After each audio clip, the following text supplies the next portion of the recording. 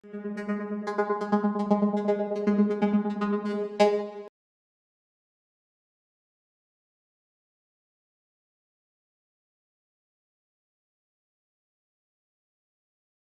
I'm Belu Ticona from University of Buenos Aires, and I'm leading this work with the guidance of Viviana Cotik from the Professor of Computer Science at the same university.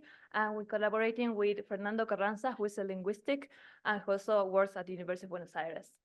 So first, I'm going to start presenting something maybe different that you are expecting. So I'm going to present the backstory of this work as a part to explain the motivation of this work. So this paper started with the loss. So my personal, like my grandfather passed away last year. And with his death, I realized that there's so much I don't know about my own identity. And his death triggered me some of these questions. For example, if I'm indigenous, knowing that I was born and raised in Buenos Aires city, what are if my ancestors have different religion or belief, knowing that maybe they're different to the ones I've been exposed because I've been raised, in Buenos Aires city. And just to, I forgot to mention something important, is that my grandfather used to speak Quechua. He lived as a rural farmer.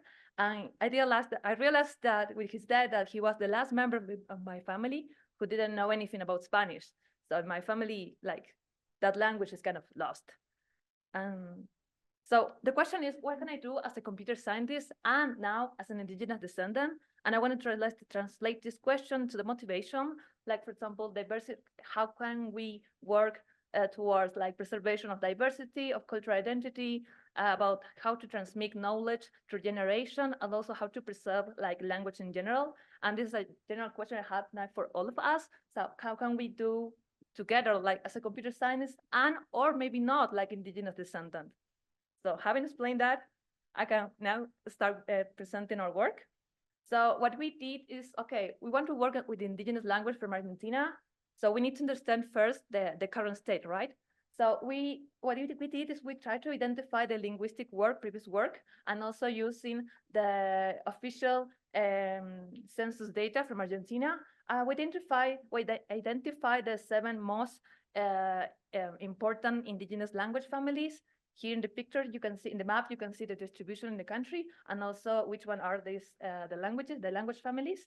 And for the language family, what we did is try to understand what computational research is actually being doing right now by the NLP, the speech community in general. And what we found in our paper is maybe more detailed. Right now, I'm just summarizing the whole our information just in this like simple table. But we are trying to collect the information about data resources for these languages, including their size, the description, their language variants also. This is very important to consider them. And also trying to understand what are the most important tasks that are being considered for these languages. As you can see, there are many red cross. That means that these languages, that their families, they're not being like studied. In Argentina, there are at least 16 official language families, and only 4 of them are actually studied for different Latin American researchers. And for example, some of our preliminary findings is that only languages spoken out of Argentina are being studied. I mean, almost like 10, at least 10 indigenous languages from Argentina that are only spoken inside our territories are not studied at all.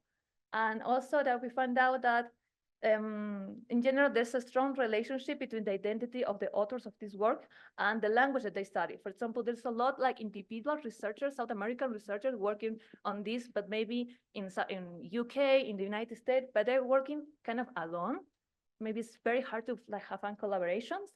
And also that there are very few local researchers. I mean, local, when I mean local, I mean in South America, like maybe one group in Uruguay and one group in Peru, but that's almost all.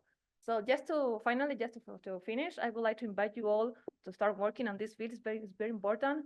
Even if you don't identify as an indigenous descendant, I think that we all like have a connection with these territories. And it's also very important to like start understand that we live here and we will have to make technology for our people. Thank you.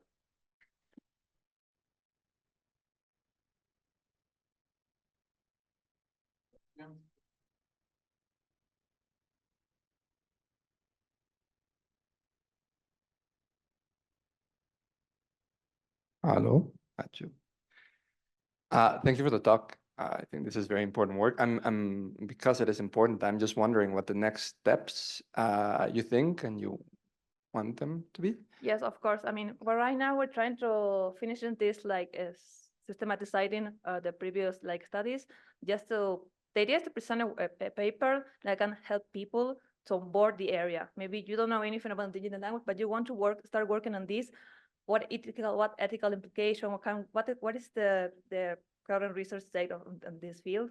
For example, just to name a few, there's a very like nice work from Manuel Majar, who was like panelist yesterday, about like ethical implication when you work with machine translation for in general for indigenous languages in general from different parts of the world. That's something we include in this paper, and we're also including like kind of recent trends about how to work with indigenous languages in general. I also see that many of these works kind of conclude that it's very important to include indigenous voices, but nobody is trying to say, okay, how can I include them?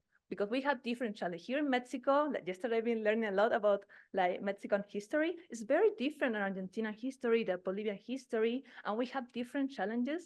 And I would like to include like anthropologists or sociologists so they can help us to work on an interdisciplinary project to understand how we can actually include like indigenous voices for real.